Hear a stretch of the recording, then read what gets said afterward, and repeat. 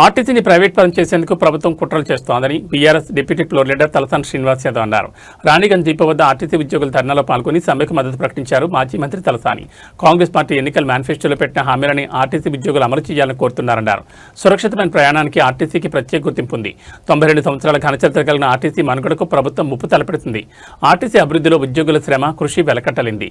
Electrical బస్సులను తీసుకొచ్చి RTC ఉద్యోగులను రోడ్డున పడేయాలని కాంగ్రెస్ ప్రభుత్వం చూస్తుందని, ఎలక్ట్రికల్ బస్సులు ఆర్టీసీ డ్రైవర్లు కండక్టర్తోనే నడవాలి అనే డిమాండ్లు అమలయ్యే వరకు ఆర్టీసీ ఉద్యోగులకు బీఆర్ఎస్ పార్టీ అండగా ఉంటుందని, బీఆర్ఎస్ నేతల ప్రోద్బలంతోనే ఆర్టీసీ ఉద్యోగులు సమ్మె చేస్తున్నారని మంత్రులు మాట్లాడుతున్నారన్నారు. సిగ్గుండాలి అలా మాట్లాడడానికి. ఎవడప్ప జాగీరని డిపోలను ప్రైవేట్ సంస్థలకు దారాదత్తం చేస్తున్నారు. తెలంగాణ ఉద్యమంలో ఆర్టీసీ ఉద్యోగుల పాత్ర ఎంత గొప్పది.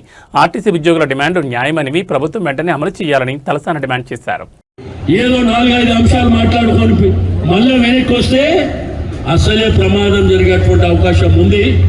అది మీరు గుర్తుపెట్టుకోవాలని చెప్పి నేను సందర్భంగా తెలియజేస్తా ఉన్నాను.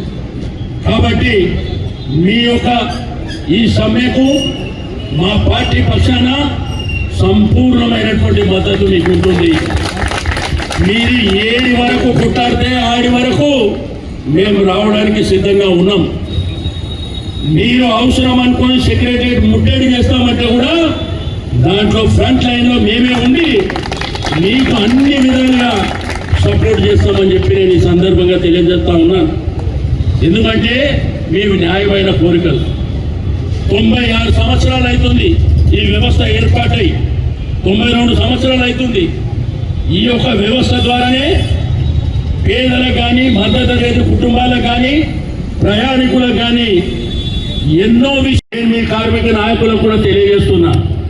మీరు సరెండర్ అయ్యి వాళ్ళు ఏదో మాయమాటని చెప్తే మీరు వెంటనే సరెండర్ అయ్యి మీరు కాల్ ఆఫ్ చేసేటువంటి పరిస్థితి రావద్దు.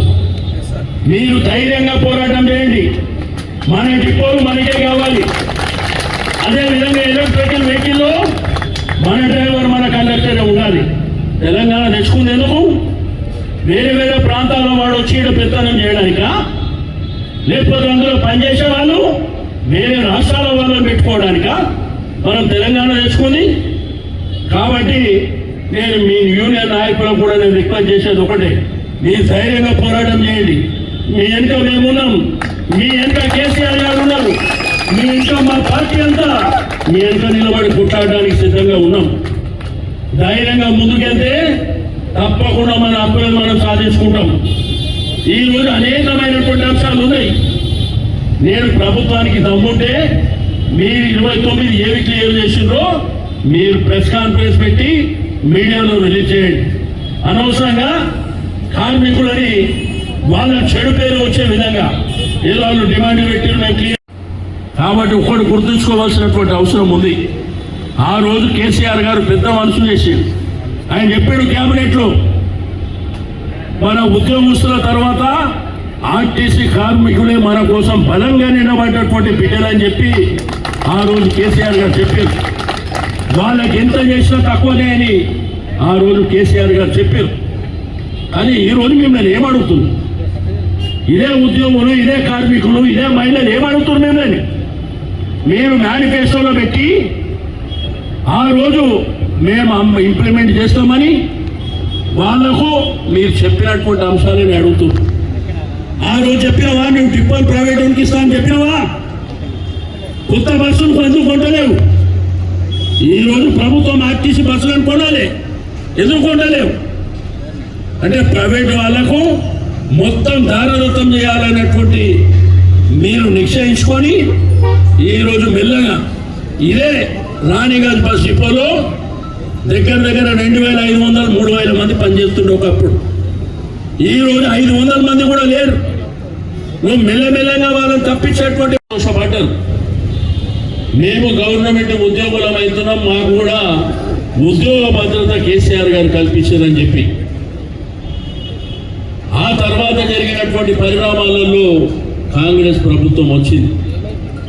అలవి కానటువంటి హామీలు అందించి ఊకదంపుడు ఉపన్యాసాలు ఇచ్చి ఈరోజు మీ జీవితాలతో ఆడుకునేటువంటి పరిస్థితి. ఈ రాష్ట్రంలో రైతాంగంతో, యువకులతో, మహిళలతో,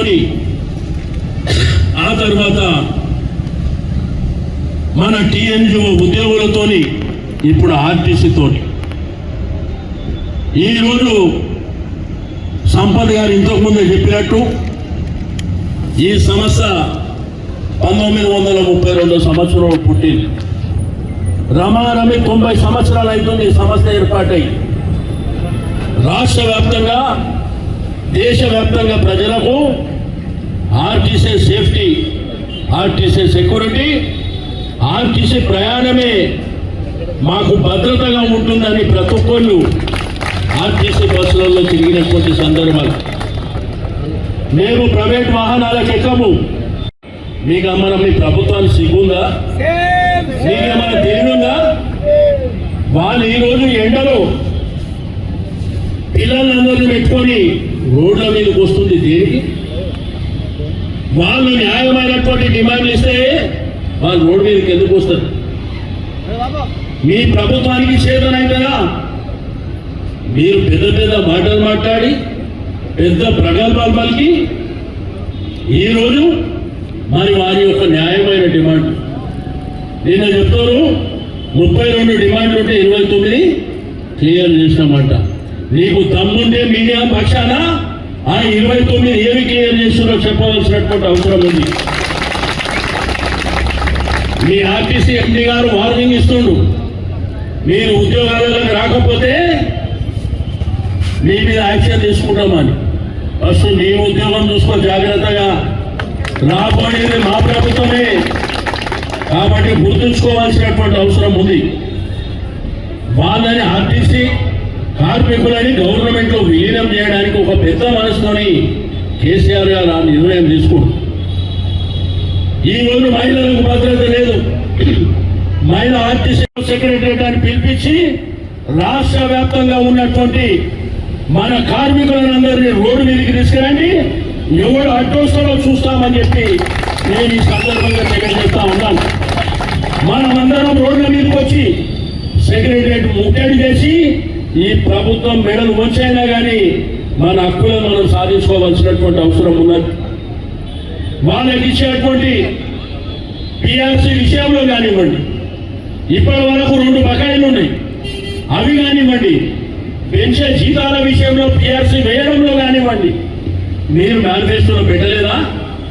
మరి ఆ రోజు మేనిఫెస్టోలో పెట్టిందే నమ్మి మీకు ఓటేసి మీరు గద్దెనెక్కిన తర్వాత మా జీవితాలతో ఆడుకునేటువంటి అధికారం మీకు ఎవరు ఇచ్చిందని చెప్పి నేను అడుగుతా ఉన్నాను.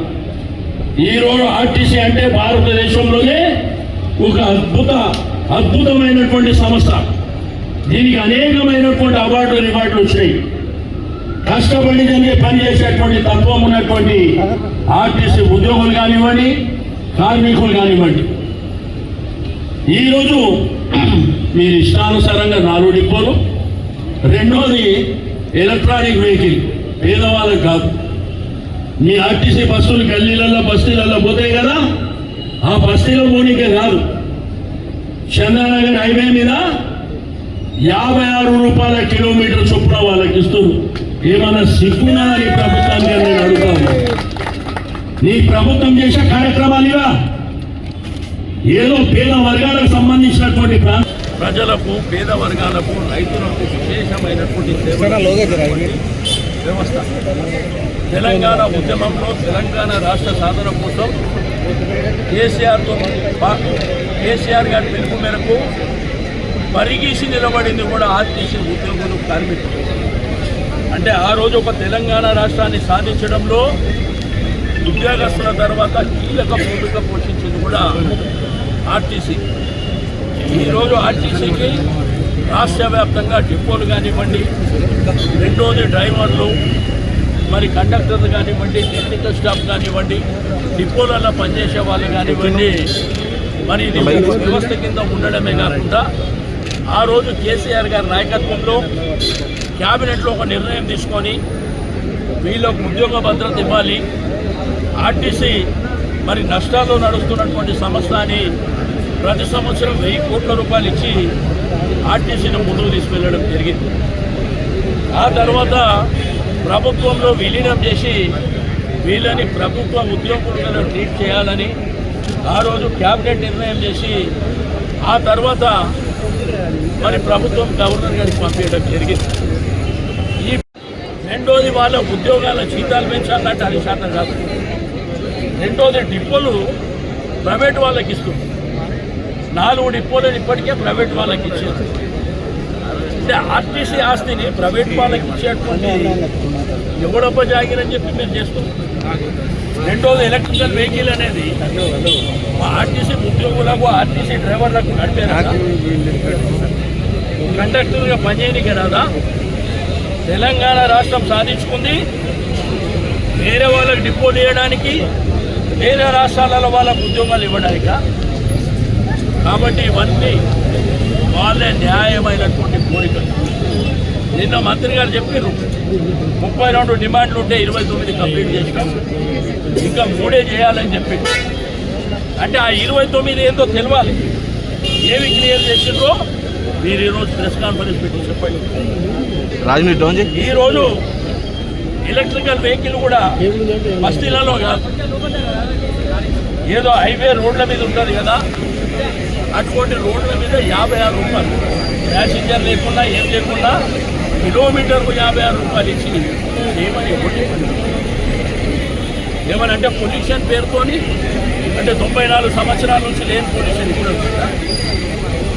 కాబట్టి వెంటనే ఎలక్ట్రికల్ వెహికల్లో కూడా ఆర్టీసీలో పనిచేసేటువంటి ఉద్యోగస్తులు కార్మికులే ఉండాలి, ప్రైవేట్ వ్యక్తులకు అలౌ చేయడానికి లేదు అని చెప్పి నేను ప్రధానంగా డిమాండ్ చేస్తున్నాను.